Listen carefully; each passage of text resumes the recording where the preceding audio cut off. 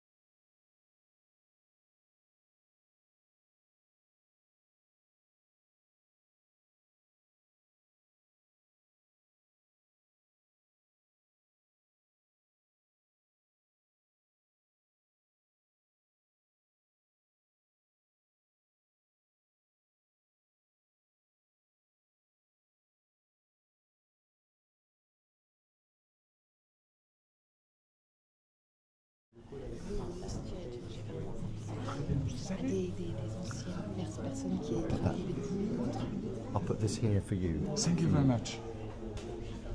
Oui, mais je vous ferai avec plaisir.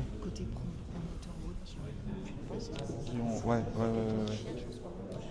Donc plutôt quelqu'un qui rédige ou quelqu'un qui analytique. Très bien. Avec un focus particulier sur le type d'actif ou... Formé, mais le côté analytique. Ok. So if you grab a seat here. Yeah. And then we... Yes, after Cyril has done his.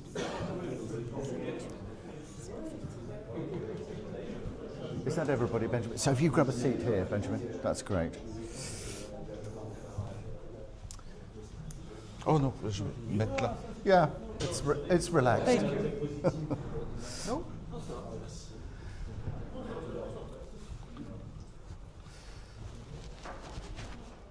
Bonjour tout le monde. Good morning, everybody. Thanks very much for joining us here. And thank you also, Alfred and the team here at Taylor Wessing for hosting us.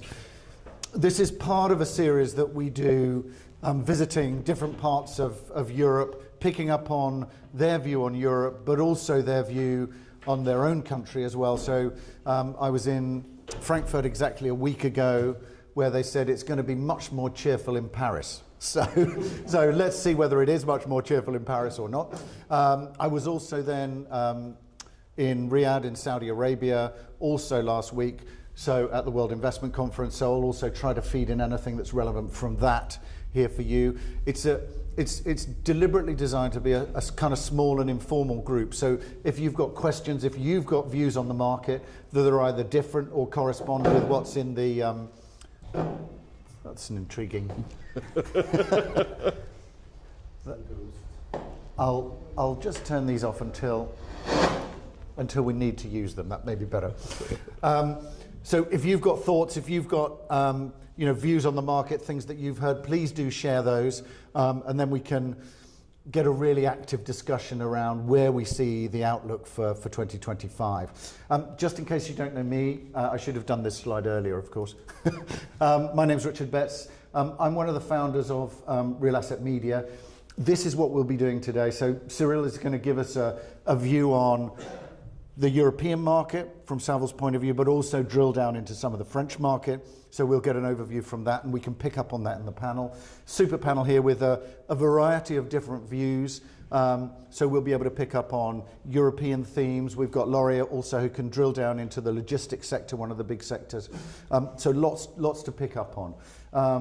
For those who don't know Real Asset Media, you will do by the end of it, so I'm not even going to do that one. But we have Insight, and there are genuine copies of it. It's not just online, it is in print as well. We also do Real FDI, Living Retail. Real FDI was why I was in Saudi, which is the crossover between foreign direct investment and real assets. And that's an interesting area that's grown particularly with infrastructure, but also sustainability and the relevance of that for cities and countries.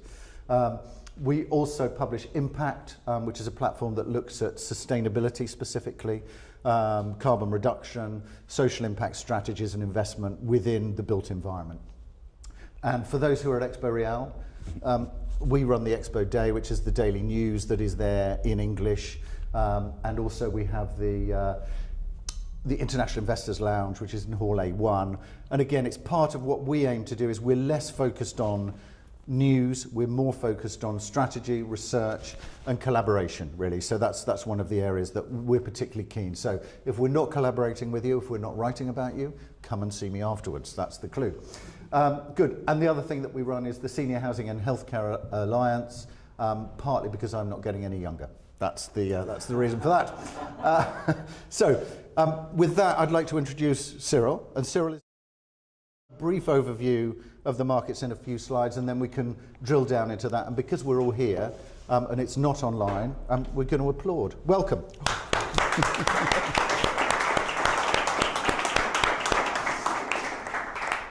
Thank you, Richard. So Richard has been kind enough to ask me to open this morning's event with a presentation of the French market. To be honest, in view of the latest political events, I'm not sure it was a gift. So friendly advice, beware of Richard. No, seriously, the presentation I'm about to give you does not take account these events and the ones of same kind that may arise in the next few months. But the only thing we can say is usually uncertainty, and instability are not very good for business.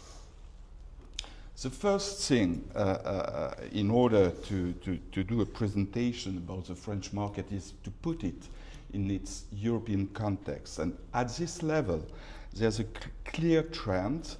The market is emerging from the depression. If you have a look on the total investment volumes, there's an increase by 5% year on year. It remains on low level. If you have a look with the 5-year average, we are 42% below this average, but the most recent trend is clear with an increase of invested volumes. The second thing we can say is the recovery is taking place at different speeds, and clearly there's two markets which are holding back Europe, that's France and Germany, because without these two markets the increase would have been 12% over on a yearly trend. The second lesson of this slide that's here with the pie chart is the office assets are clearly suffering and now represent only 21% of the investment volume, in comparison with quite 40% before the COVID period. On the contrary, or conversely, the industrial and logistics assets are now in line with offices in terms of invested volumes, and we are seeing that retail assets are back on the menu. So that's the main lessons on the European context. You can see here also that,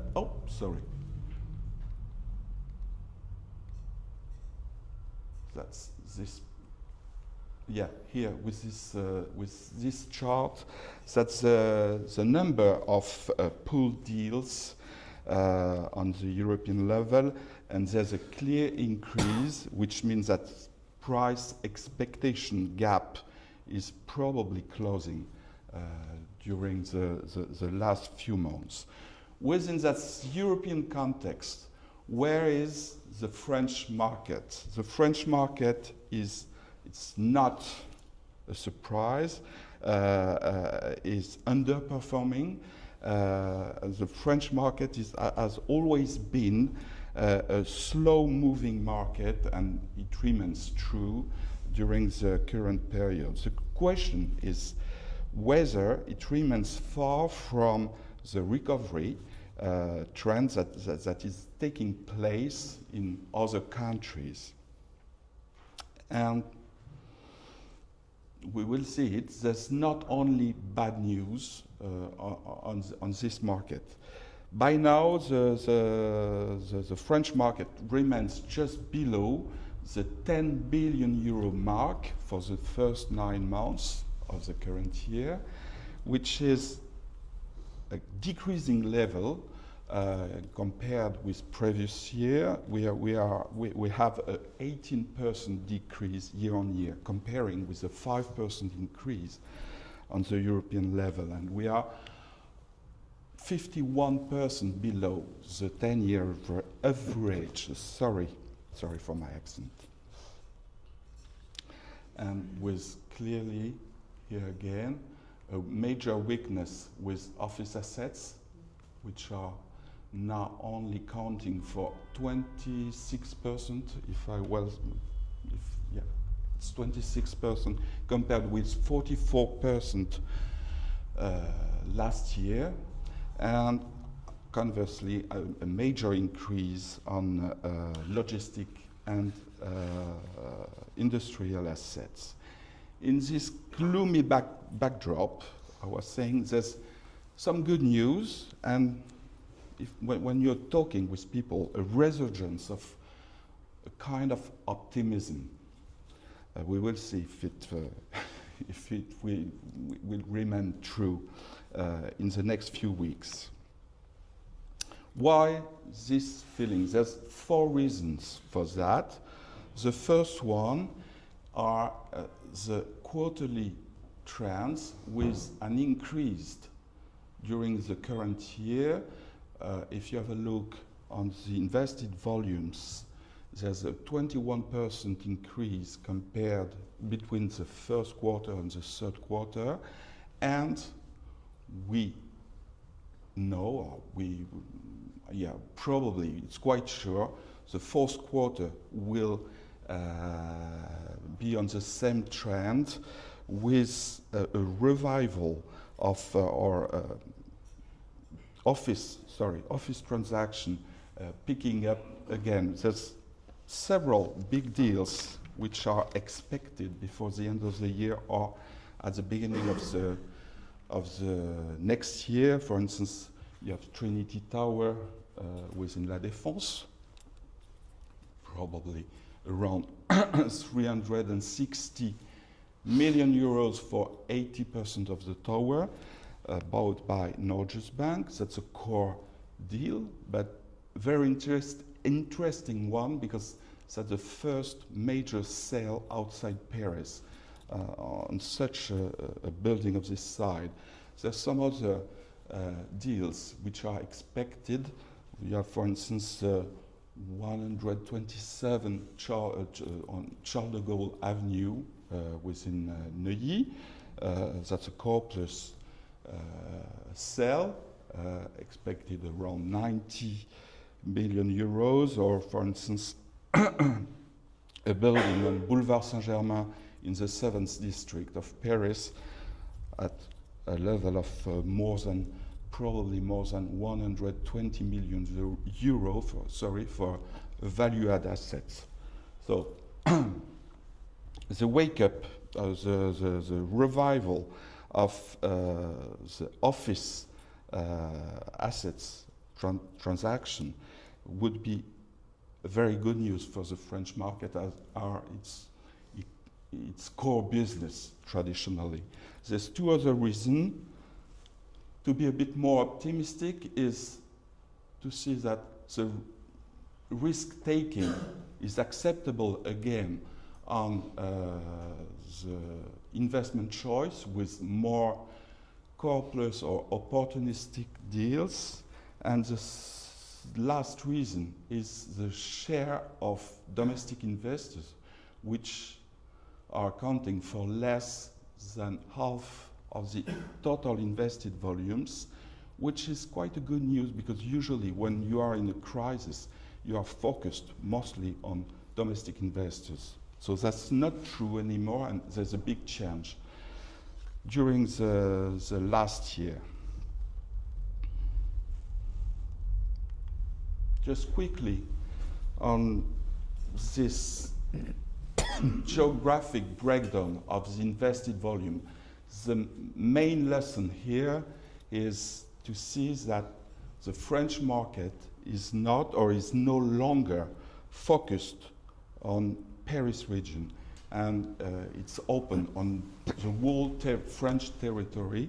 That's mostly due to the increase of sales on portfolio. Most of them are logistic and industrial portfolios, which are not within the Paris region, but that's a fact that for the first time, the Paris region is counting for less than half of the invested volumes. That's the first time I'm seeing that. You have here, you will have this presentation after, you have a comparison between Paris region and the different other parts of the territory with a breakdown by type of assets. That's on the top here. You have the risk level here and sorry, the origin of the buyers. You will see it, I think. Yeah, people will receive it? Yes. Okay. A view on the yields. Clearly here, what is interesting is the stabilization of the prime yields during the last quarters. That's true for all the kind of assets. That's true for offices here. We are now at 4.25% for prime assets within the CBD. That's true also for industrial and logistics, for high street, for retail parks, for shopping centers. And sorry, I don't have an historical view, but you have here the prime yields for student housing, 4.50%, and senior housing with 25 points up the student housing, sorry. What is interesting to see here in terms of yields is the spread with the bonds, the French bond, because after the stabilization, the question is obviously to know if there's a room for prime yields compression, in the next future. To be honest, I don't think so. Mostly for two reasons, because the spread is higher than a few months ago. We are now at 135 points, but it was at end of September, sorry. But it remains low on an historic point of view. And the second reason is because the French bonds are likely to rise over during the next few months with what happened last night. This leads us to be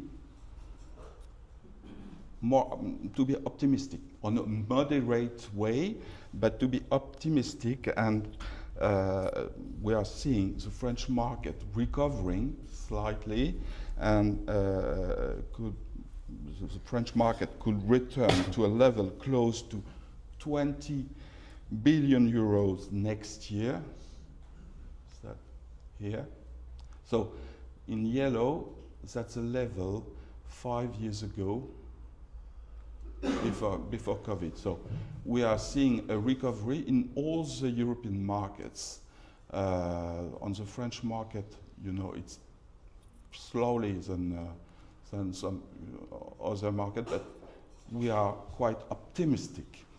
So that's the main lesson in terms of forecast. But you know, as a French politician once said, promises only bind those who believe them.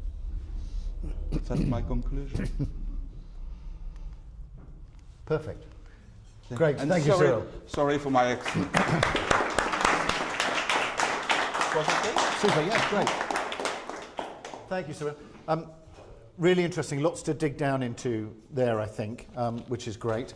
So if the speakers could join us now, that would be great, and then we can drill down into that. There are actually little badges here for us, so we can...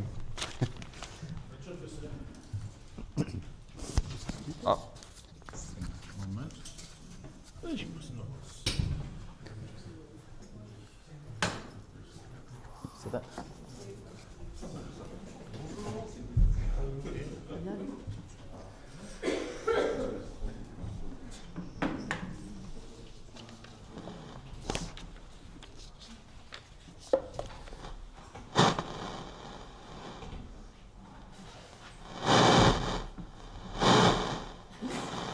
one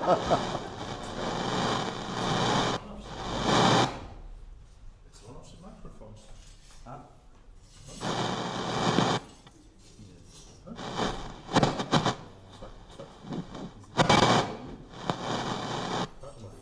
This is off. Oh, This is off. that's off. That's not bad. So, You want to try this? This is on. this is a problem. Tuck. That one's working. This one is out. Then we'll forget that one. Okay.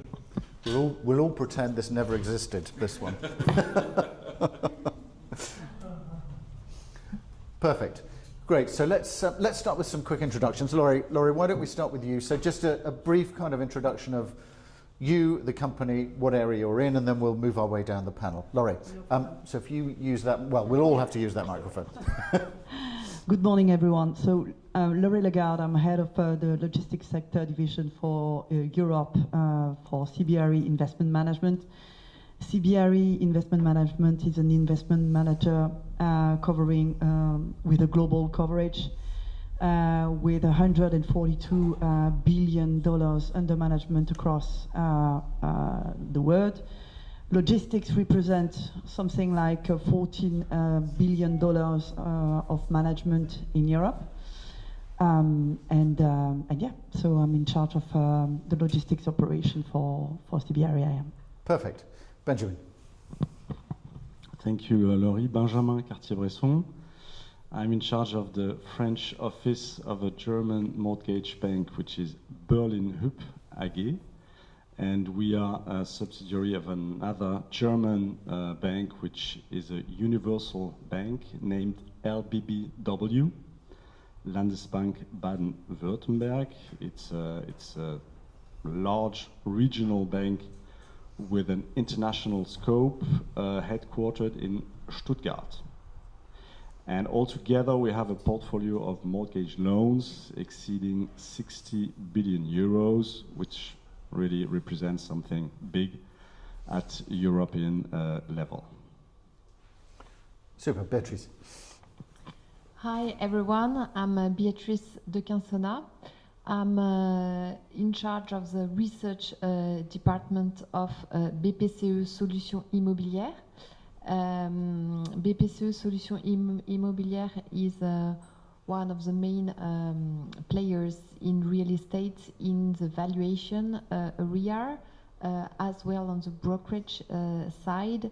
And we have also one department which is dedicated to all the scenes within the BPCE group to offer some investment in real estate in residential. Great. Alfred.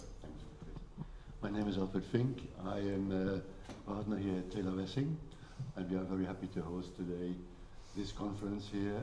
It's the last one we will do in this building. We will move next week to 12 Rue de la Paix. So that's something which is quite funny for us, because if you see badges all over the furniture, it's not the huissier who has passed, it's simply the mover who has already done the badging. So take care of that. Taylor Wessing is an international law firm, mainly set up here in Europe, but having also offices in Asia and also in the Far East. So it's something which is quite international. As I'm heading up the corporate real estate department here in Paris, I'm very often in contact with my colleagues all over the world, because we are discussing twice a month at least what's going on, what are the big investors going places, and so far we are very happy to have you here today and to have the discussion with you. Thanks. Great, and it sounds, Alfred, as though if we were here next week, we'd have all had to take our chairs with us to the new... To give you the last idea about it, we will move out, and on the 18th we will have our New Year party here to say goodbye to the building. So everybody will be very impressed to see what's going on there. Great. Let's start, Beatrice, maybe let's start with you. And I'd be interested to get everybody's view on this as well, which is, you know, we're almost at the end of 2024. How do you see the year now, looking back at it? Because there was a whole kind of, you know, survive until 25, Nix in 26, heaven in 27. So where are we within it? Obviously, we have all survived, which is a positive. So I guess looking back, how do we see the year now that we've got some perspective on it? Yes, Richard. Indeed, I think we had this year one of the most difficult year, both in terms of investments, in terms of correction prices. I think now the situation is better than 1 year ago. I think that for all kind of asset, most of the correction price is done now. In France, well, it's not the same situation as in the UK. The UK is always very quickly acting a correction price, and the performances are positive there now for all type of asset, excluding the offices. And here in France, we have the same trend, but it will take a little bit more time to do the same thing. And as we've seen in the presentation that you just did a few minutes ago, Zil, on the volumes, we should have now, I think this year will be exactly the same as last year in France. So meaning that we know this is in a way the lower level that we can have, and it will be better for sure next year and the following one. We can see from, I think, October a slightly dynamic with a few deals, quite important ones that are currently in the loop. And I think Q1 of 2025 will be good. In the UK, we have already good dynamic, and I think in Southern Europe, Italy, Spain, and Portugal, we have quite an important increase as well in Poland. Okay, good. Benjamin, maybe pick that up, and be interesting just to see, I guess, how you're seeing 2024, and also how that leads into 2025 for you, how some of those trends will then play out in 2025. Yes, what we've seen on the lending market this year is that the adjustments that had to be made indeed took place, with the market values dropping, not to say collapsing, massively. Unfortunately, we had to deleverage a number of properties. How is that done? Typically through so-called loan-to-value covenants, which must be met according to the loan agreements, where usually the leverage cannot exceed, say, 50 or 60%. And when the value of a property decreases by sometimes 30% on the property, which is just the same, because the cap rates have increased, something must happen, right? So we are compelled to ask for new money, equity, to be brought to repay slightly the loans and then come to something more reasonable.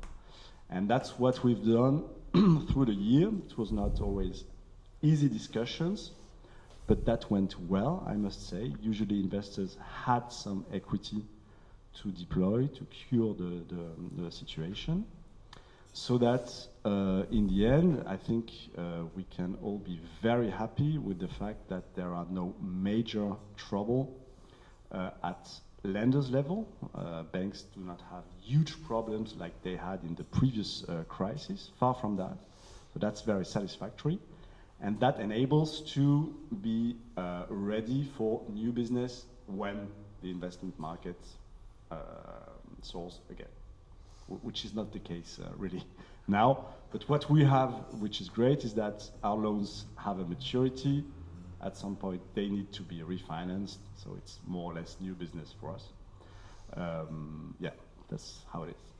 Okay, good. We'll drill down a little bit more into that, what's happening in terms of some of that prolongation of loans, what that means as well. But Laurie, let's pick that up with you, because obviously the logistics side has been, along with everything to do with living, residential, has been one of the driving sectors for the market. And interesting to see, Cyril, in your research there, that also changing the balance in a way in terms of Paris versus regional markets. So it'd be interesting to get your view, I guess, particularly on the logistics side for Europe, and then we'll drill down into France afterwards. Yes, so 2024 was not really a good year for logistics, even if it was maybe better for logistics than other sectors. Investment volume have really been on the low side. Equity was not really out there, deploying, because there's a lot of equity that is standing and waiting to be deployed.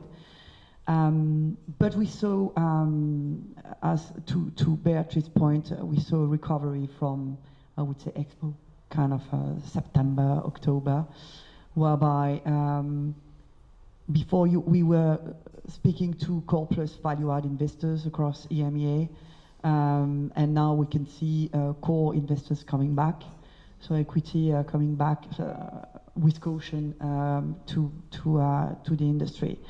So in terms of volume, indeed very low.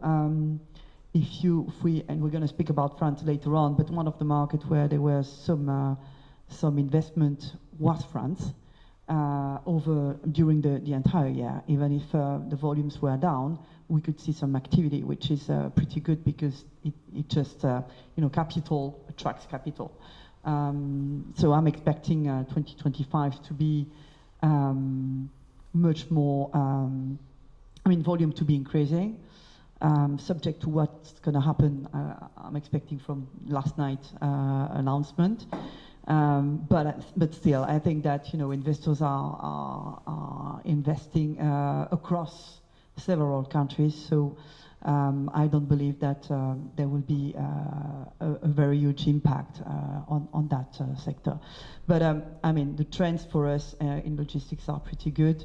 There's a lot of positivity around that, and I believe that 2025 will be an increasing year as per your research view. Okay, great. Benjamin, maybe just, I was looking at my news feed today. There was very little cheery news, and political risk has been one of the key topics over the last 2 to 3 years, really. And particularly in Germany, everybody was saying, if only we were in Paris, because there's a stable government, we've got our problems here. So I guess, what's your take on that? Will that, Cyril was mentioning there that there's more international capital beginning to come back into the market. Do you think that will change a perception of France, or do you think the real estate side is kind of less involved in that part of it? Have we just got used to more political risk? What's your take on that? Oh. Okay, that happens. That happens. Yeah. Yes, you're raising the good question, Richard. I don't know the way I see it. Of course, the US now have a government, an administration which is stable, at least for the coming 4 years. So that's a big plus for them. And in Europe, it's much more messy. The good thing is that it's a bit everywhere difficult. The two largest economies, France and Germany, are suffering from political instability. In the end, I would say what matters when buying a property or financing a property is how the property will perform. And I'm not sure that what happens currently in France will really change things if you have a good property well let.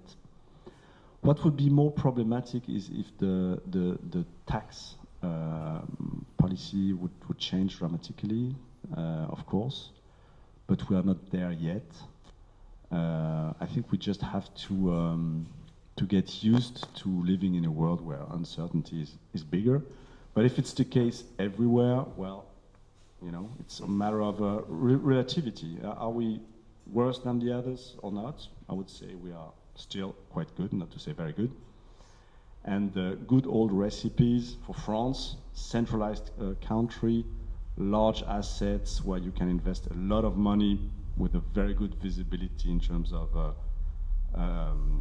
rental income generated by it. That will work again and again, I think. And do you feel now that the sort of interest rate risk is kind of gone from Europe? Is that still a risk, or do we think that's stabilized now? Well, clearly we are out of a period that lasted for, I don't know, seven years, where interest rates were so low. We are at the end of a 40-year period where interest rates went down again, and again. And I think, yeah, the environment is pretty good, because in the coming 5 years, reasonably, interest rates should remain in an area which is manageable. So I think it's quite good. At least it's better than where we were a year ago, by far. Okay, good.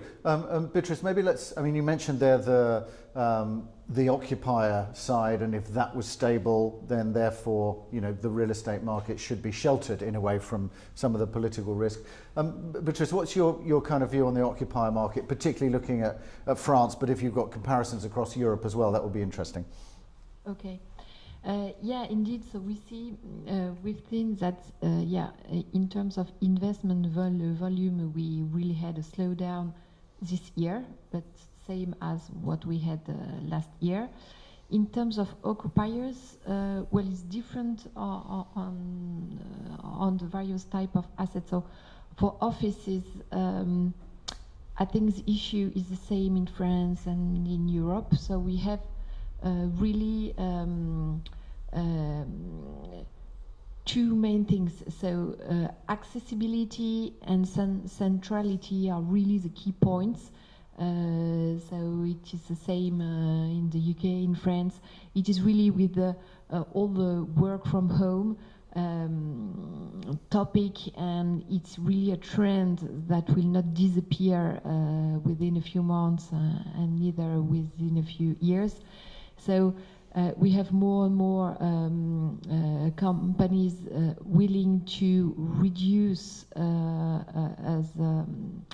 the space that is occupied and move into a smaller office, but with more centrality.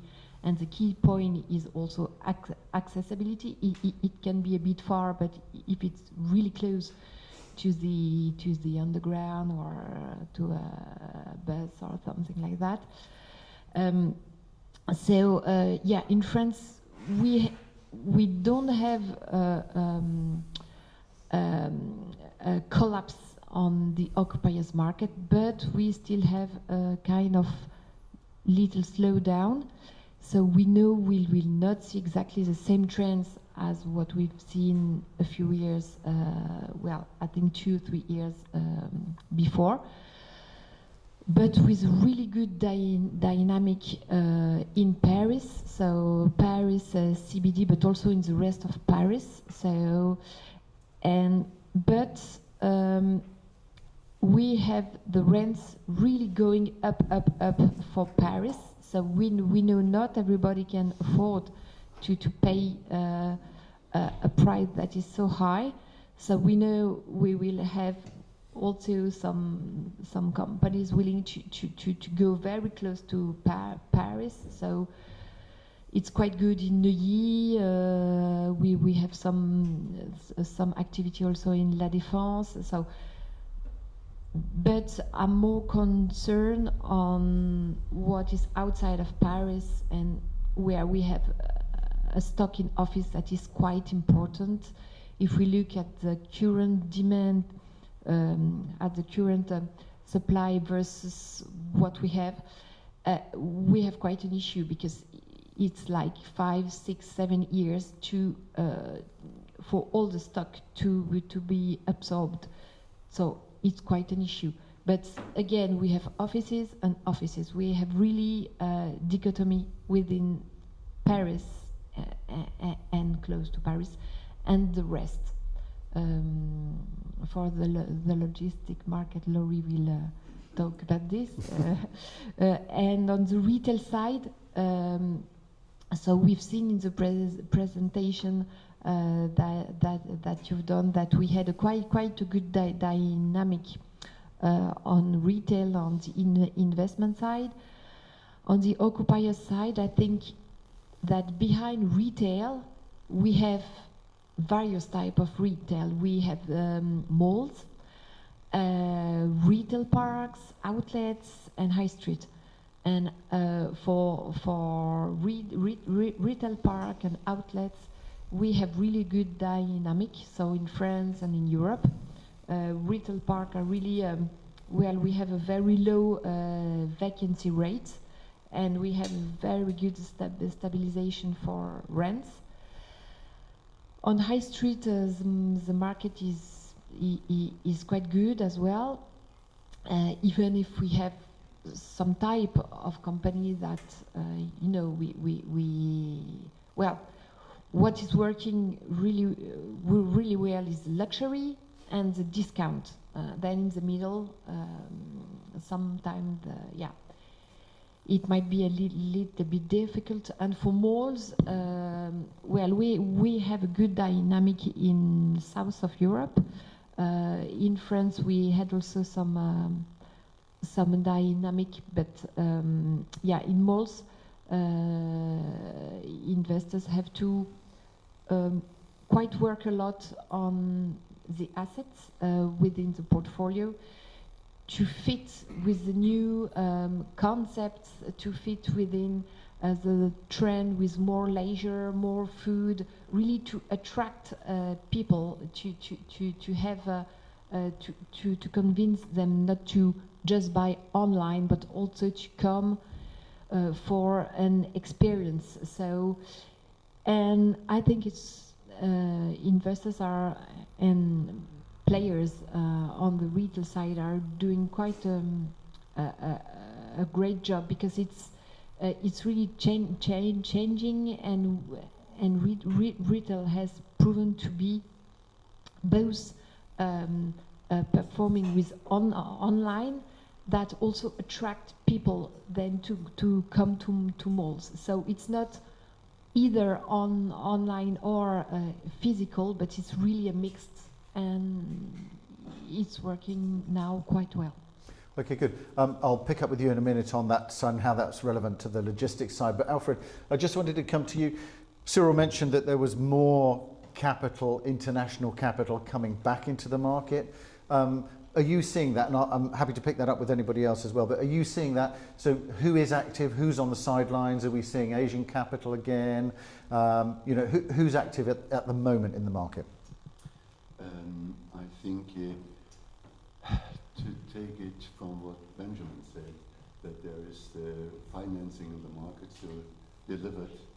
I think that's something we see not so much with regard to the promote for the developers. Developer financing is certainly something which has been a big issue for a number of people, not only for new projects, but particularly for projects which was on the roads, and where they have already get in also some mezzanine financing, because they were clearly saying 25% margin, 15% for mezzanine finance.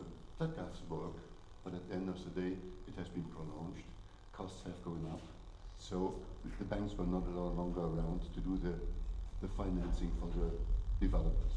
And there we saw a lot of people coming in out of London, mainly pension funds, mainly private equity, mainly debt funds, who were coming into France to finance effectively the developments.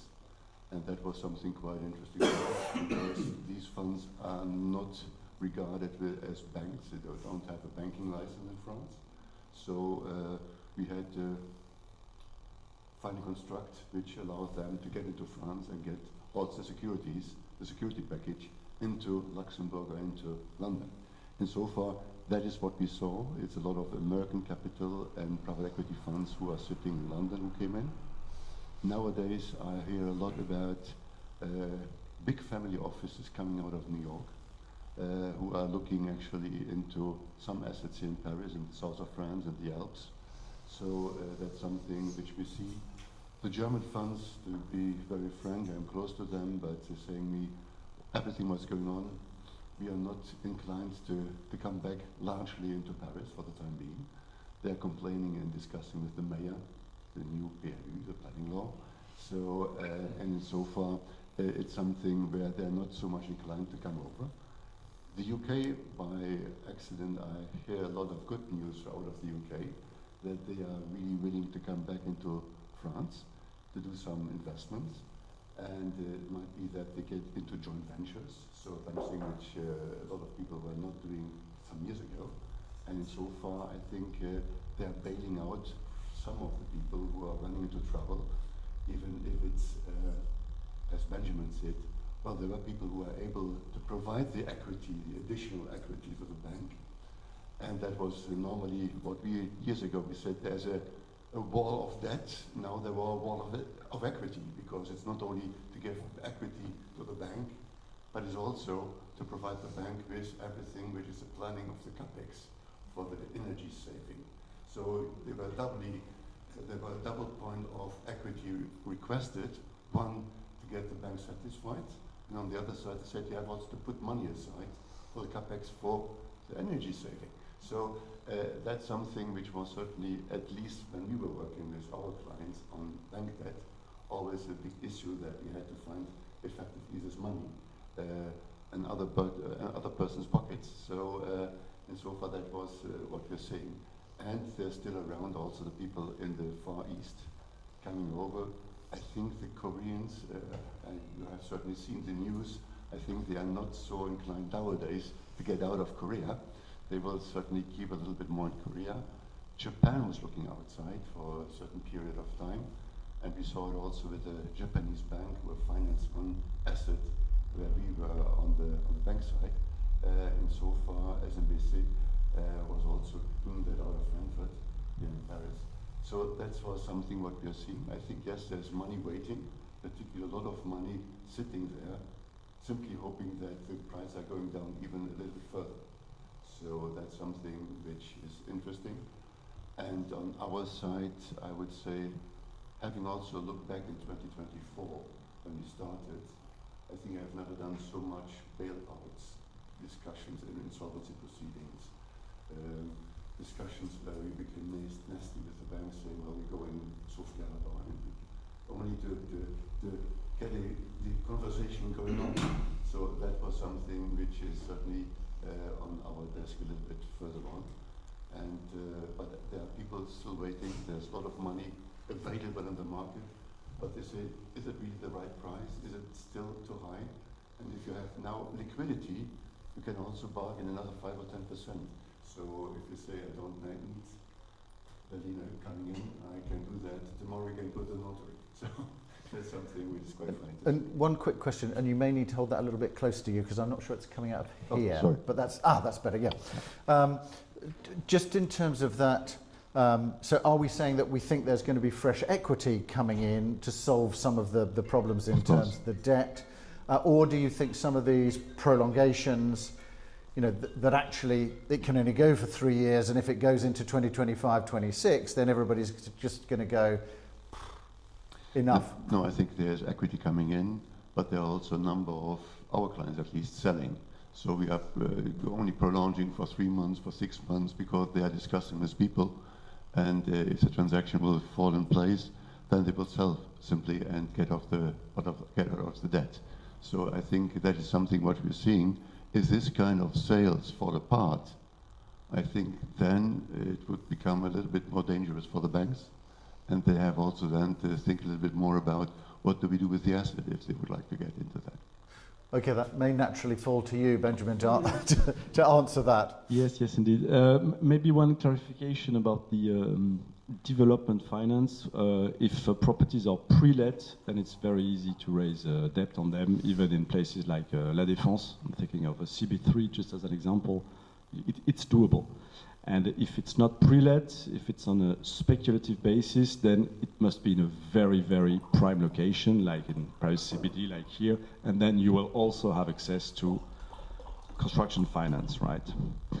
Now, talking about the investment market and who is willing to buy properties these days, it's very interesting because on one hand, you know that values will increase again.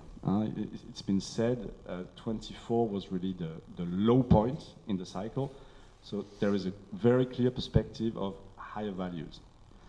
But on the other hand, you could also think, well, the market is still in a sort of crisis where people are not really ready. I mean, people in investment funds around the world, for them, what I can see is that they're not ready to deploy money because they bet that the adjustment in terms of price downwards has not really occurred yet. So they think it's time to wait. So on one hand, it's better to wait because the sellers will have to accept lower prices. But on the other hand, values are going up. So what shall I do? It's very difficult. What's clear is that things take time. Cycles are pretty long.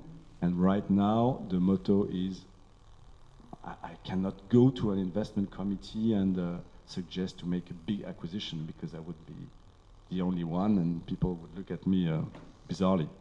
So well, it's interesting. Yep. I think the point is everybody would do a kind of value-add investment. If you find the right asset, do something great, but then the PLU is coming in and they're thinking twice again about it. So even if they find an asset, the PLU Paris, if you do something where you have an asset where you really do a refurbishment, so it looks like a new building, then you run the risk with the new PLU that you have 20% social housing. And then, wait a minute, 20% social housing in my building, 2 entrances, 2 elevator sets, and so forth, and a leverage, which is not the same. So that is something which is a number of people holding back, and then we're coming back to the initial discussion about stability. I think we have a budget which has not been voted, and the budget which was on the table, there were some tax impacts also for real estate. I think Pauline is over there, she knows that better than I do, but it's something where I would simply say that is something which is holding back investors because the environment is not yet set. And that's a big difference between France, I see, and the UK. Even you like it, you don't like it, the new government, at least it's done, a clear situation. We are without government, we are without budget, and that does raise a question, when do I have once again stability for my investment? It's not a question how high the interest rate, the taxes are. If you know what is the exact amount, you can work with that. You can work around that. But if you don't know what the taxes is, the tax number is, it's difficult to work around that. And that's, for the most investors I know, the big issue nowadays, that they are looking for a more stable environment to invest. And therefore they are, at least what I see, perhaps Cyril and all the others on the table, I have the impression that the investors are more looking into UK nowadays than into France, at least international ones I see. Okay, well we can check that a little bit with Laurie. Let's just check that, and then I'll come back to you as well. Yeah. Well, yesterday's situation is to be seen how they will react. But my take is international investors are investing internationally. So France will be a part of the investment compared to the rest of EMEA if you have an investor investing in EMEA, and therefore your risk is diluted by investing in several countries. My view, I would say. Agree with you that today UK is the preferred strategy. I mean, I'm talking about logistics indeed, but maybe for other sectors as well, because there is stability. And a couple of years ago it was not the same. So to your point, stability is changing from one country to the other. Let's wait and see how we're going to be getting out of this kind of crisis in France and in Germany. But I think that I'm not too worried in terms of logistics, and it may be completely different for offices, which I do get.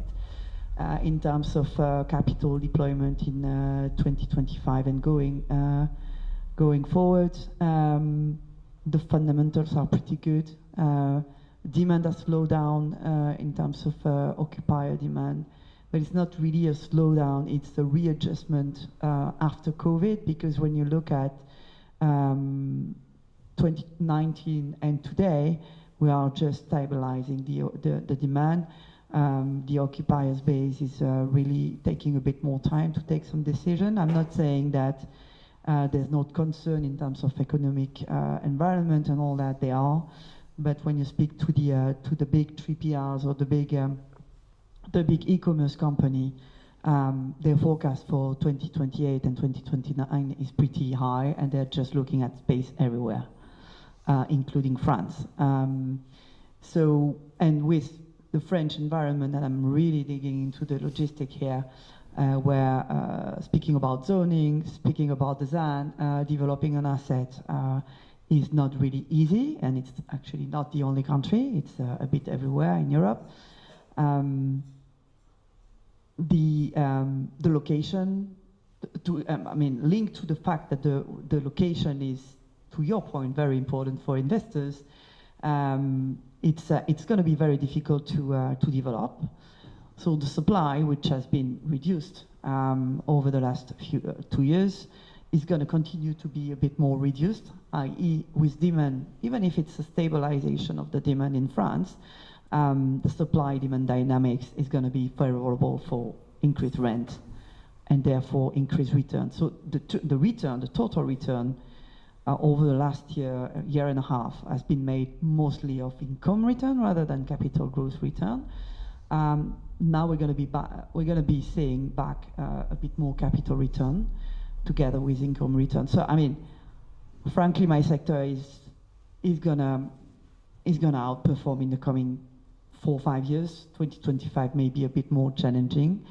Still, I'm expecting the first 2 quarters, but there's so many people that, in terms of investment, who wants to invest in France, there's going to be a battle back at the end of Q1 for sure in this country. So more competition coming back into the market.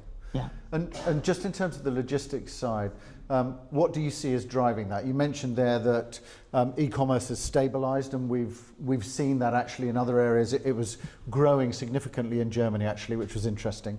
So holding post-COVID. What's driving that? Is it that move of supply chains, nearshoring, friendshoring, or is it more that retail is picking up again, and so therefore you've got also that side of the retail side of logistics? What's the drivers? So there's a number of drivers.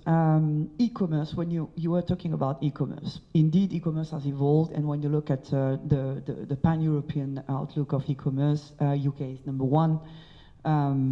But the penetration of e-commerce across all the countries, including the UK, is very far from what we can see in the US, for example.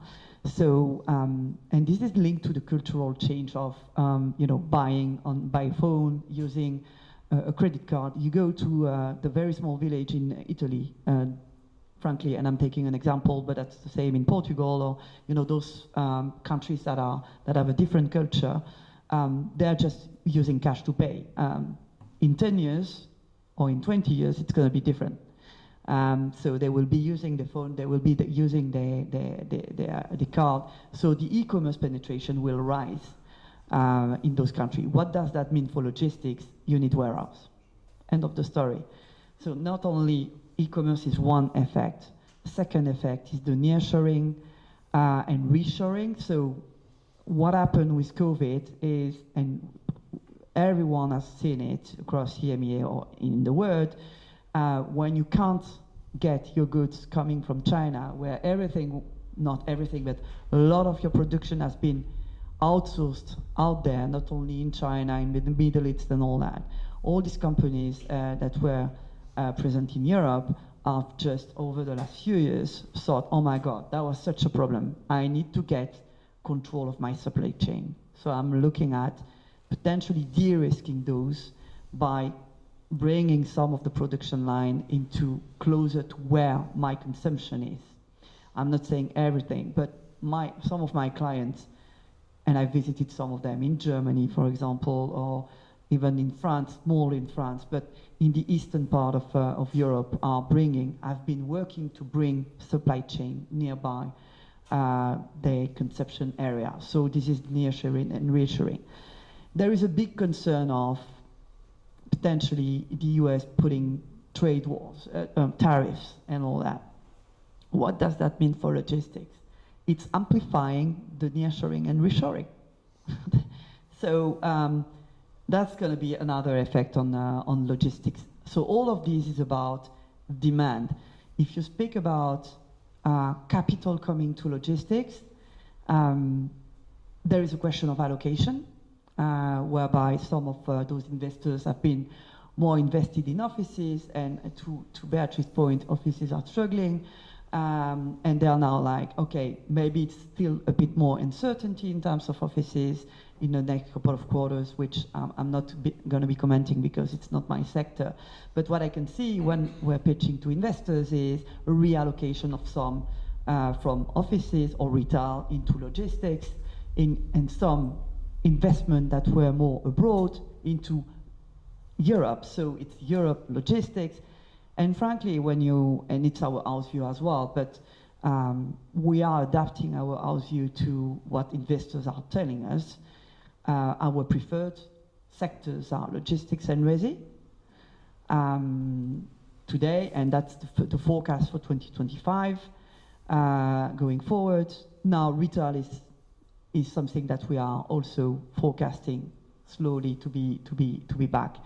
And again, I'm not a specialist of retail, but that's all trends that we're seeing. Okay, great. Beatrice, back to you, because you wanted to pick something up there. Yeah. Thank you. Yeah, indeed, I wanted to I completely agree with all that you said. And when you were talking about foreign investors and the fact that we see more foreign investors coming in the French market, I think it's also a signal that most of the correction in value has been done now, because a few months before they were not here. They were clearly expecting the market to adjust the value. So I think it's a good signal. Again, I think it's good for logistics, where the volume of investment have been really increased in a quite important way. It's good for retail, it's good for residential. Indeed, we see more and more investors willing to invest in residential. In the last years, some investors that used to be active on the residential were more active on offices investment, etc. And so those who used to invest in resi are coming back. And well, when I meet with investors, all of them told me, yes, I'm also looking at resi. So I think it's something that, and we have a few deals that are coming on with a very important and big portfolio in resi that will be sold, and it's huge volumes for the next 4 years. So we indeed have a trend on this, and for office, I'm optimistic on Paris market. And another point I wanted to underline, you mentioned as well, both on the wall of debt. It's right that we heard a few times, oh, we might have a wall of debt,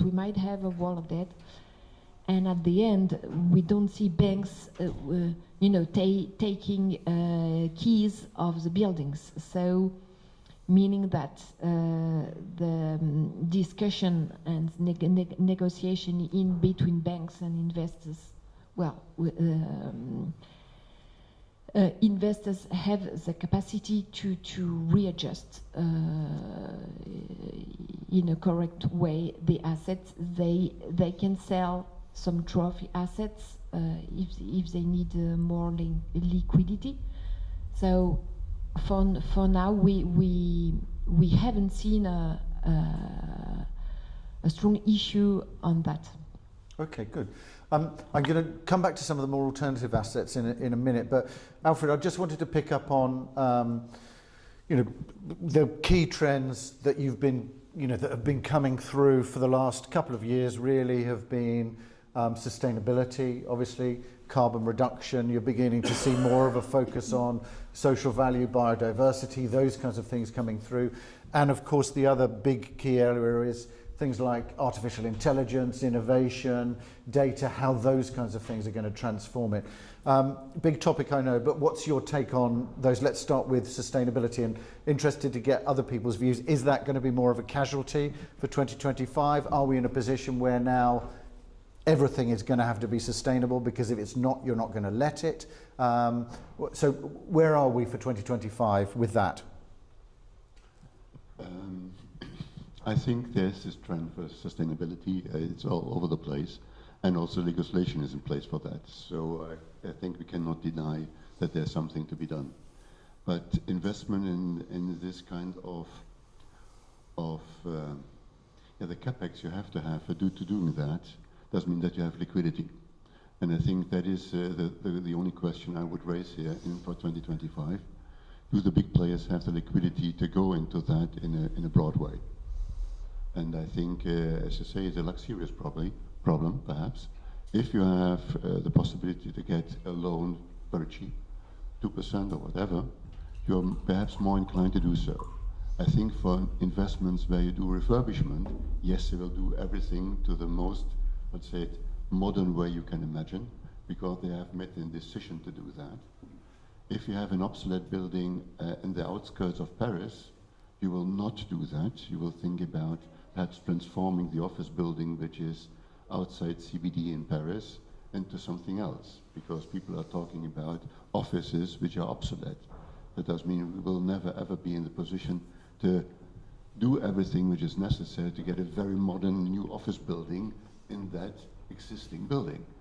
And there we have the issue that a lot of people, you heard about residential, would like to transform these office buildings into residential. And then you run into trouble with the mayor, who is not willing to invest into that, because the transformation from a commercial use into residential is something which has also impacts on the municipality. They have to have an infrastructure, schools, everything what you have to do that. And if it's only a transformation, they will not earn any money by accepting that and allowing to transform.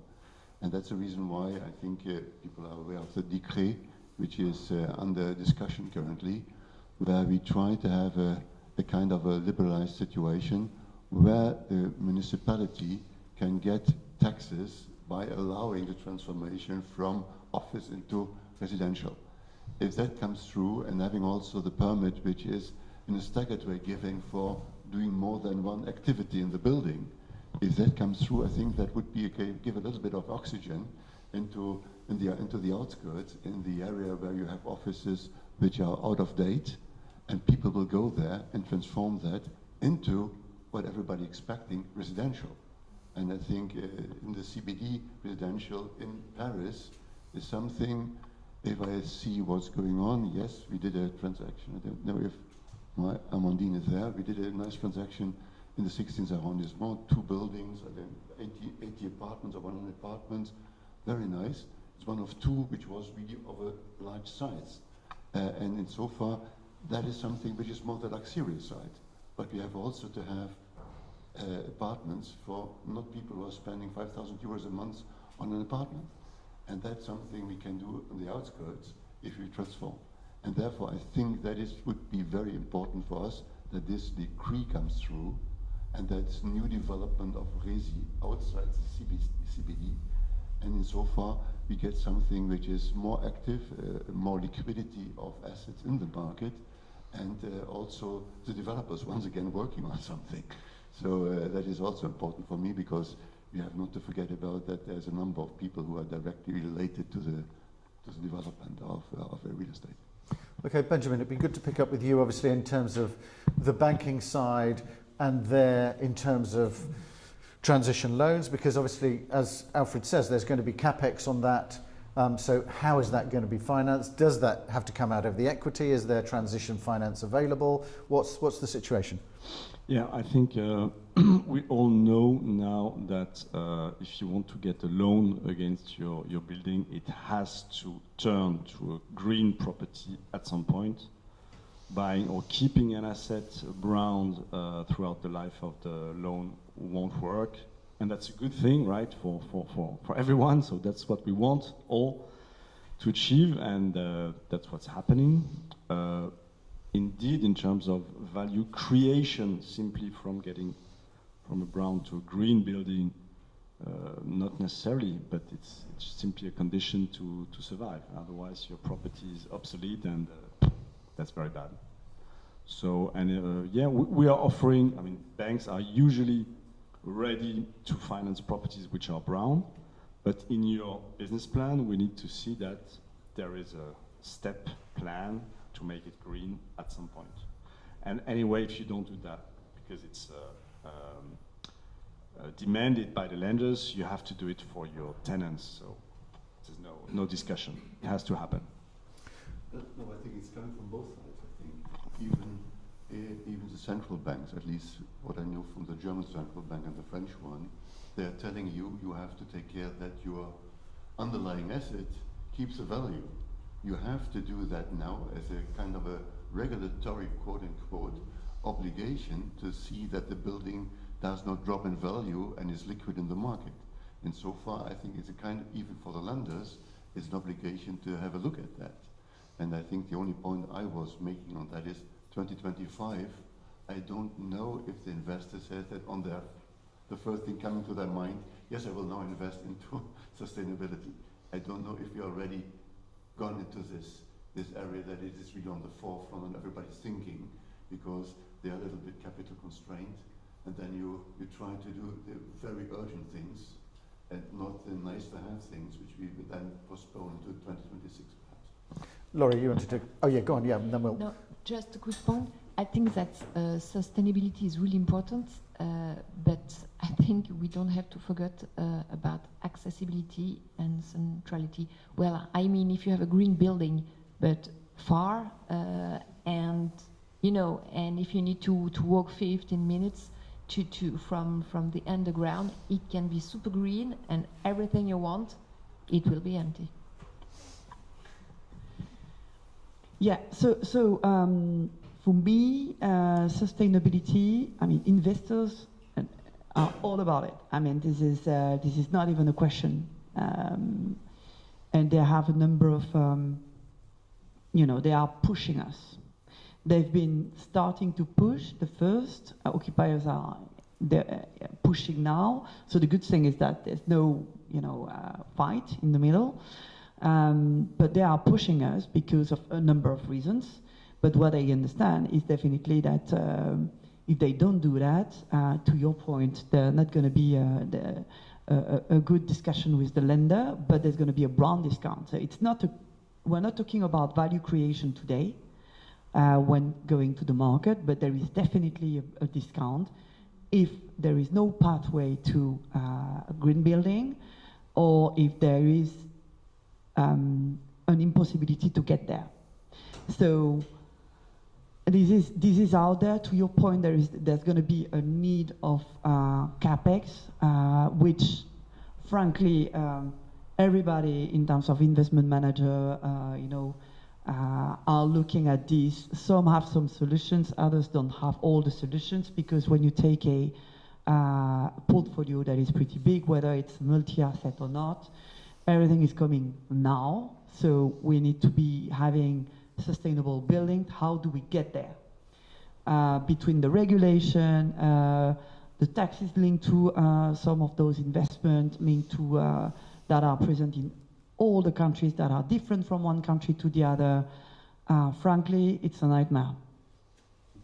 And you may have like for example, a number of roofs, and I'm talking about back to logistics here. You can say, yeah, why don't you lay down on the roof? Well, not that easy, because not only it's not from one day to the other, there is a cost implication, but on top of that, regulation locally are different from one to the other, and depending on the structuring of your asset, you name it, you have tax impact, legal impact, impact for the tenant. So yes, it's complicated, but we are going into looking at all those elements in order to get there, not only on the solar panel, but everything that is around it. But for me, it is important for everyone, and frankly, investors are pushing us on our side.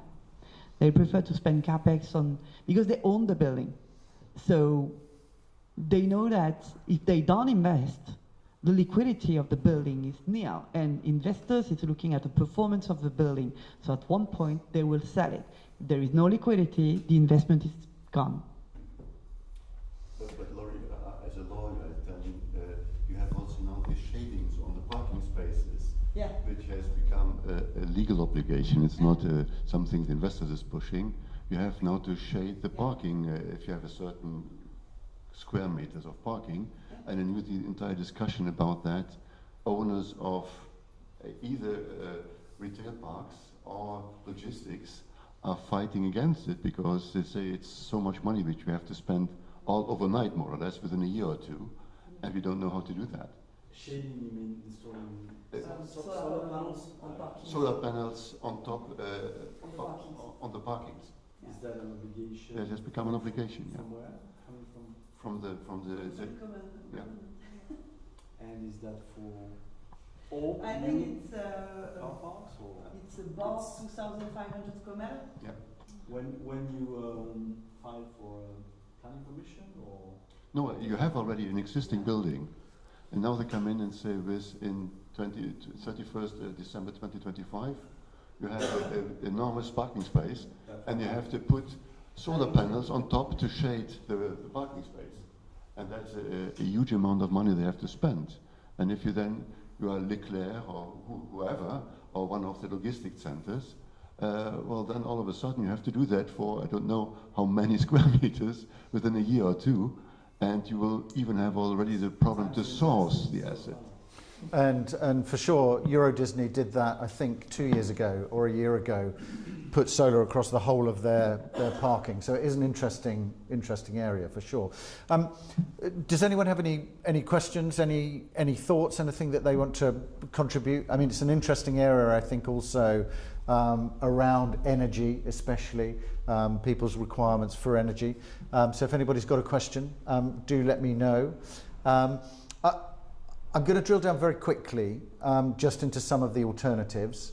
So things like data centers, for example, that have been the top of people's list because that is also using huge amounts of energy, for example. So data centers, senior living, self-storage, a lot of those things that have been on top of some of the investor intentions. How do we see that? Across Europe, but also here in France. Any views on that? Well, speaking about what the sectors we're investing, if we look at the alternative to logistics, we are not really putting a strategy to data centers. Doesn't mean that we don't forecast to buy some, but we just don't want to focus one strategy on it because frankly there's too many looking at it, and the depth of the market is pretty small. To your point, indeed there will be demand, but you have big operators that are organizing themselves to do it by themselves, and on top of that, it is a difficult, our view is a difficult sub-market to enter given the energy requirements that we need to set. And in some countries, it's just frankly impossible. You speak about the Netherlands, for example. It's just there is already a power issue. So this is not a market that we're going to be focusing on a strategy, even if we are looking at repositioning our assets into data centers. I mean, the data centers is also finding the right location. Since we have some assets, this is something that we're studying. We're just overlooking our operating portfolio to potentially turn it with a partner into data centers. Self-storage, again, for me, it's, I mean, my view around real estate is to build critical mass in an asset class. So self-storage is all about bringing critical mass. It's a different way of asset managing for me. So this is not something that we're going to be looking into. We are indeed in deploying more in residential, senior living, student housing. We have funds that are also affordable funds and all that across the EMEA. So this is definitely a strategy, as I was mentioning before, where we are investing and we're going to be accelerating in the next few years. Okay, good. Yeah, Beatrice, feel free to pick up something. And Alfred, I know that Taylor Wessing and you especially also have quite a big focus on the hotels and leisure side. So a brief update on that would be interesting as well, I think. Just a few words on data centers. As Laurie mentioned, it's very, well, it's an area very technical, so it needs really a special expertise. I think we have a lot of investors willing to buy it, but we don't have a lot of data centers.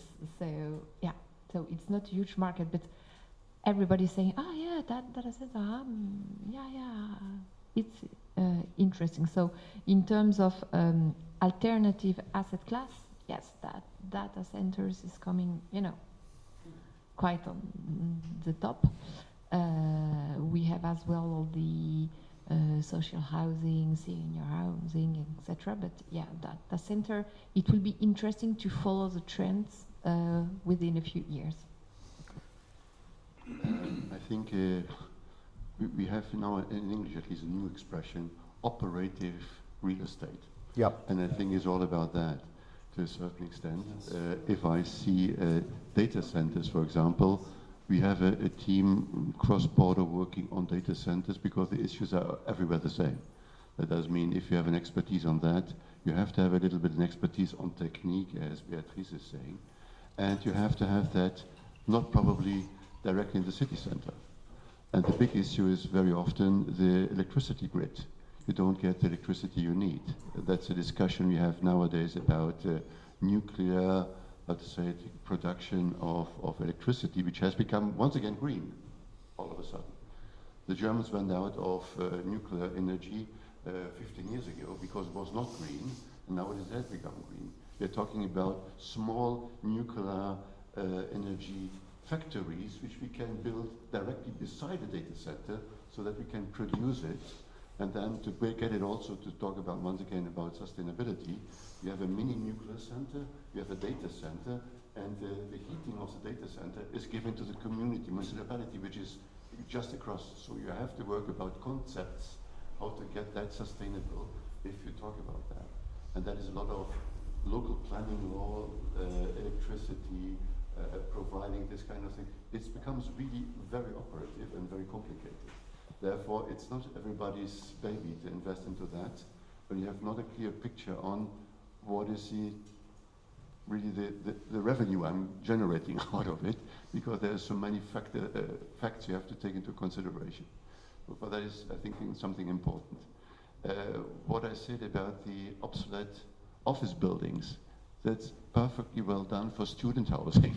You could very easily have in this kind of an office space, 12 square meters, 15 square meters, you can easily build into such an office building student housing. If we get the transformation done, fine, we have an opportunity. What I see in hospitality, it's a market which has really never ever stopped.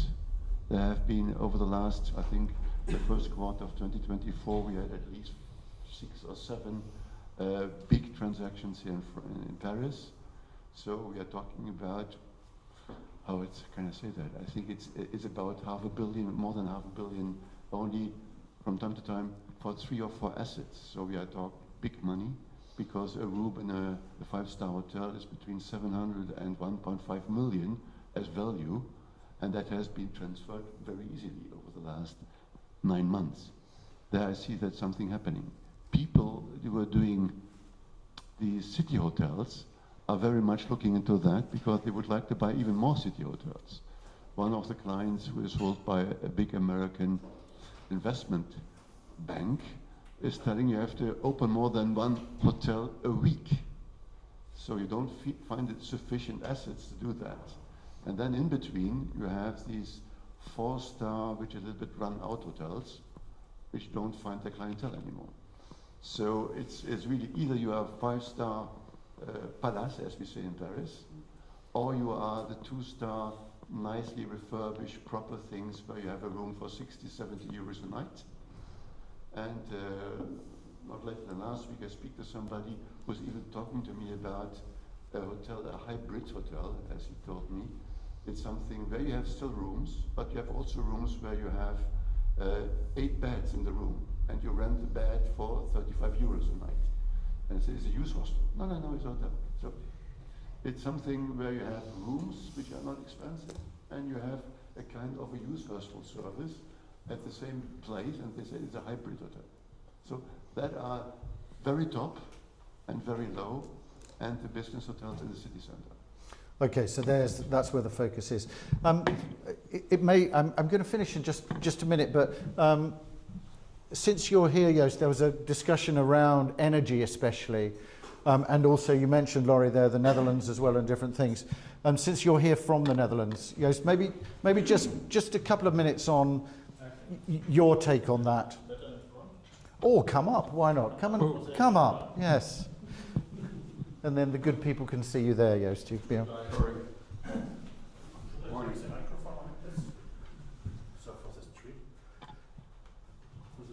No, that's fine. That's fine, because otherwise we won't have time for coffee, Eric. That's okay.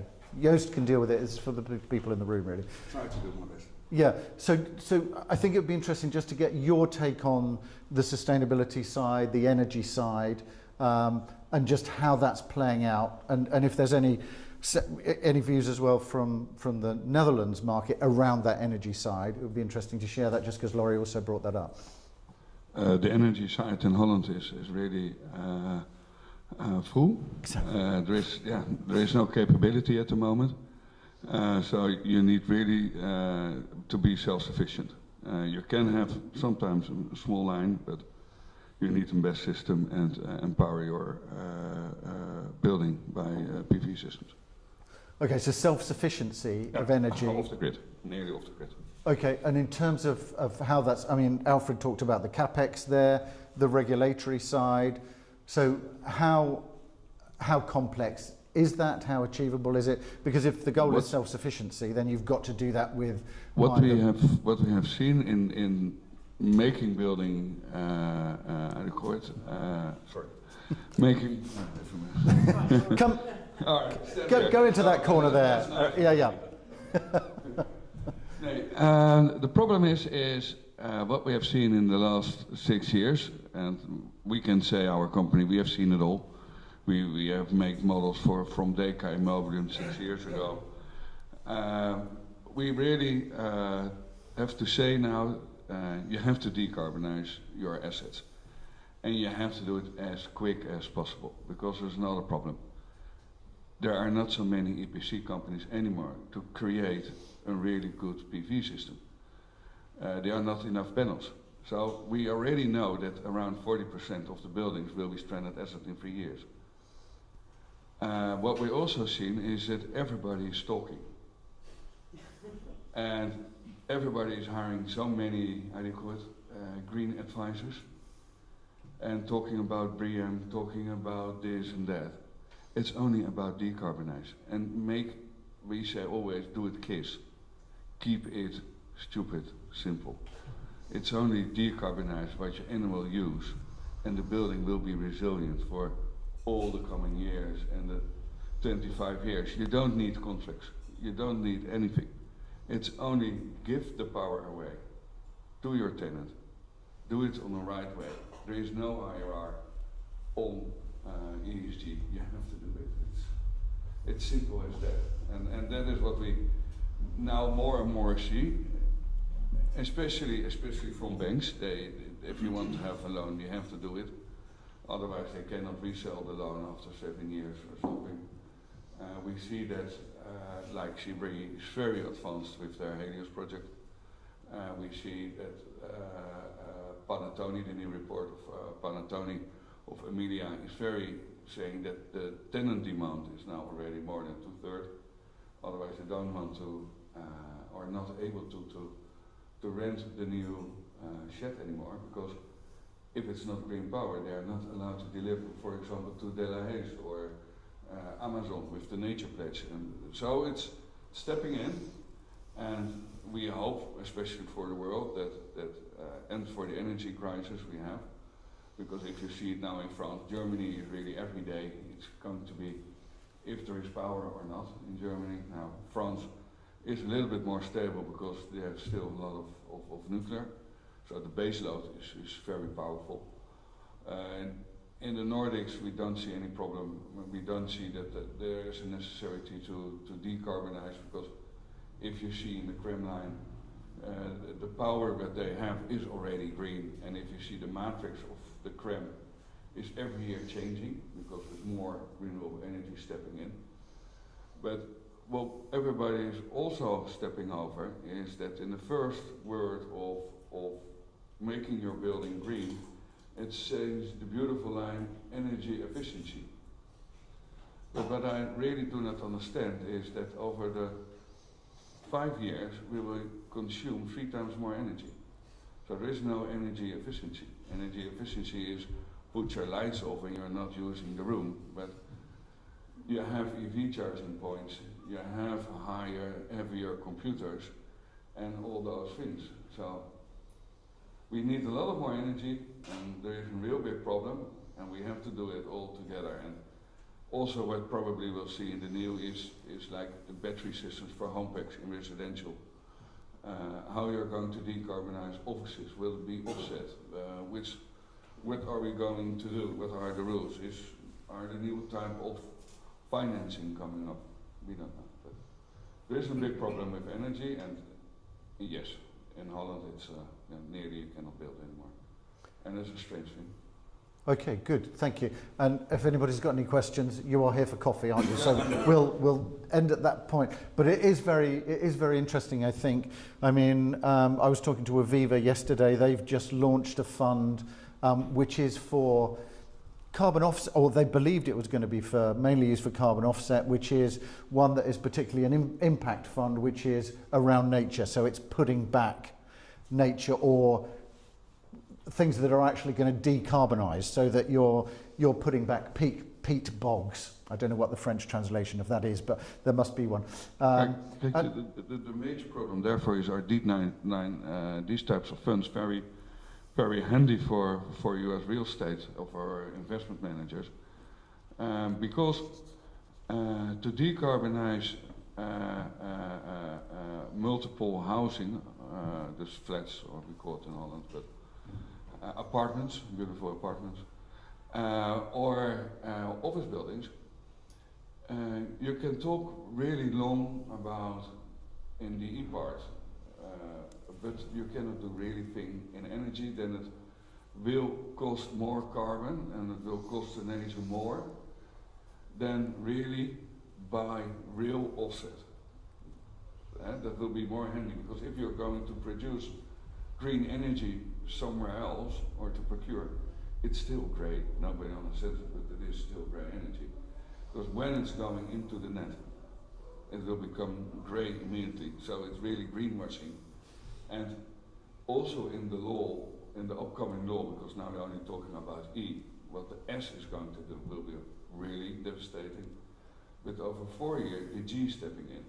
And then, for example, Larry as fund manager will be on headcount responsible if that is not decarbonized or green. So how you can do it, you need control and ownership, and that is what you can do with really proposals. That's the reason why.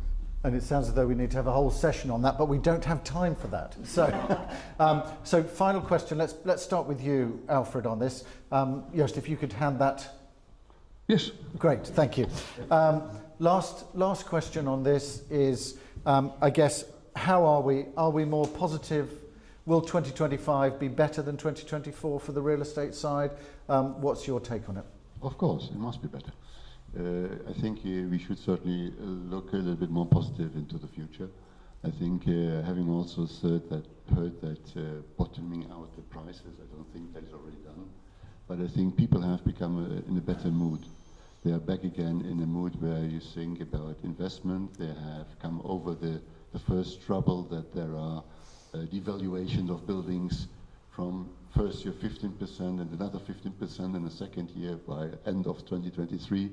That is gone, I think. We will not see that going down once again at the end of 2024. We will not have a discount on buildings in the balance sheet of these sizes again. I think that has really bottomed out, this kind of accounting,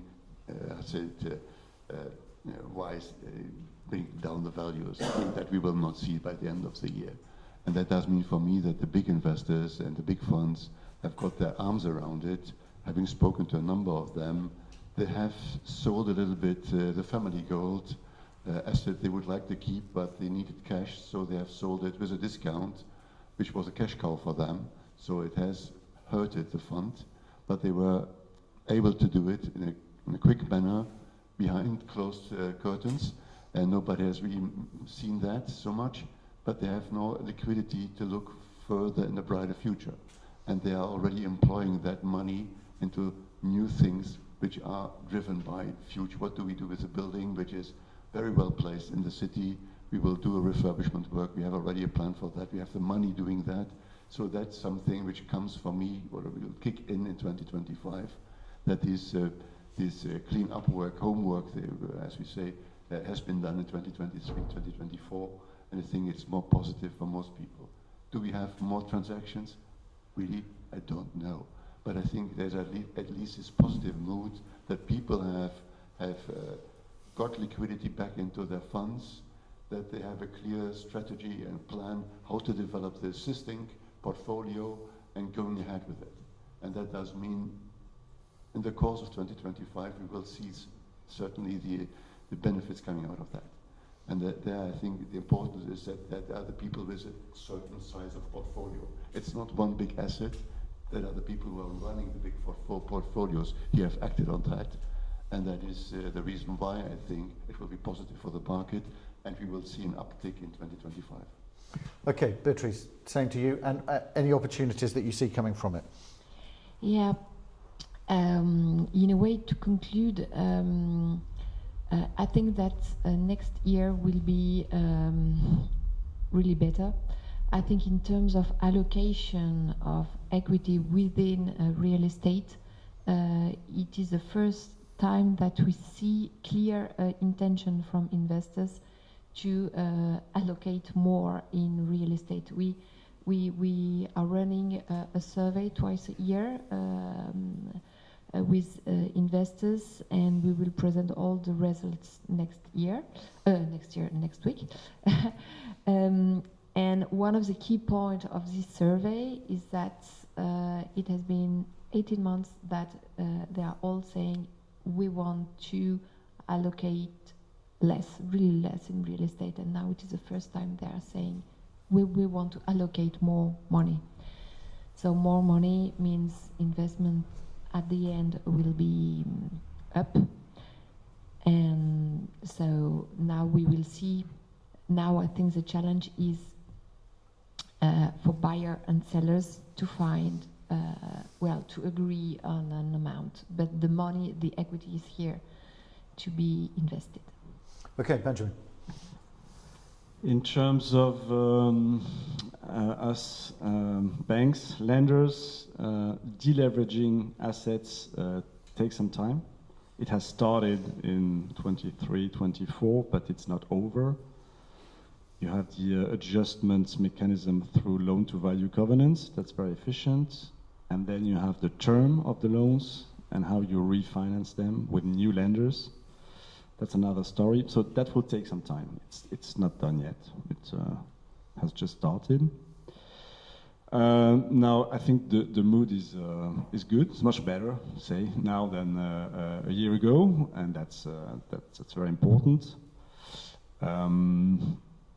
So yes, we are still there, and we are able to make new loans. It's really unbelievable considering the shocks that we have endured. And what I would buy, I think that's one of the questions. What would I do next year in terms of investment? Laurie, I would avoid buying logistics. Why? Because even if the letting market has great perspectives, really great, the yield on logistic and industrial assets compared to office yields is so low. I mean, to me, that's not sustainable. To me, that's simply the consequence of the fact that office is an asset class which is not doable anymore, so everyone rushes to something else. But 4.75% yield on a logistic and 4.25 on a good office asset, well, come on. Logistic, you mean? Over to you, Laurie. Well, actually, we're going to see that. Let's meet in a year time. Because this is actually, even if you see 475, which is you're planning on, I would say, end of the quarter to Q4, you're 475, but that's what's going to be seen at the end of the quarter, because there's a number of deals in the pipeline right now about to be closed in France. But that's actually a very good moment, whether we're talking about France or the other European markets, for investors to come in, because the values are bottom up, and that's the right moment to come in, because it's going to be compressing. The question is whether it's going to be compressing in a year's time, in 2 years' time, in 3 years' time, but it's going to be compressing. Number one. Number two, whether it's going to come back to the 3% we were seeing on your chart, maybe not. It all depends on a lot of things. But for me, this is actually the right moment for logistics to come in. So 2025 for me will be better than 2024, because there's going to be more activity on the investment side, linked to more capital to be deployed from investors. As I was saying, we can see core investors coming back. I'm not saying that they're rushing, but there's a number of pitch, and we're not the only one. Talking to my peers on the market, they have the same. So it's going to come back to the market. Therefore, it's only can be positive, I would say, from an investment point of view. The point that maybe has not been yet reached that you were mentioning, Beatrice, on the pricing to be met between buyers and sellers on offices. We haven't seen that in logistics.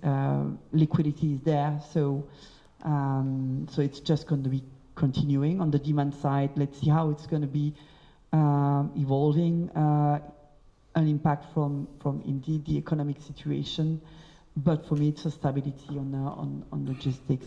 But yeah, maybe not that great on the demand side, I would say, in 2025, at least for the first few quarters, the first semester of 2025, and let's see how it's going to play at the end of the year. Great, really interesting. My kind of takeaway from the German one was sort of a similar kind of positive but guarded sort of view on that. Yes, it would be improving, but don't expect it to improve hugely. That is just going to move forward from there, which was interesting. And from the time in Riyadh, where you're talking to a lot of UN, but also finance ministers and those who are responsible for attracting inward investment, The key topics there were sustainability, were also biodiversity, interestingly, and investment into that. Infrastructure, of course, because you're dealing with a lot of emerging markets as well, so a completely different view on the market from the one that we're hearing here in Europe often. But also a big focus on things like artificial intelligence, how that's going to be transformatory in terms of all of the markets, including the built environment. And a big focus as well for them on wanting to attract both the logistics side, which is interesting. Again, a focus on residential and everybody having good residential being key to attracting inward investment. But also particularly areas like innovation campuses, life sciences, those areas, wanting to attract that kind of investment and operator-led research businesses into their country. So those are maybe some potentially interesting elements from that, from the kind of wider top-down view of what those kind of countries and cities are looking for, and therefore the real estate side of that. That's all from me for this. We will share this with our readers across the world so that they will get a view on France and on the French view on the European side. We will also in London in February, I think it's the 11th or 12th, we'll have a kind of European one, which will pick up a little bit on the view from the UK, but we'll also very much be looking at a kind of link to our CEO Outlook that we have in the Insight magazine that will be published at the same time as this event, and so it will be a kind of CEO view drilling down into some of the strategy and the outlook for the year from some of the big investors. So if anybody would like to take a trip to London in February, you are more than welcome to join us. Thank you again to Alfred, thank you to the speakers. Thank you to everybody for being here. If you're watching it on demand, thank you very much for watching, and look forward to continuing the conversation over a coffee next door. Thanks very much, everybody. Thank you.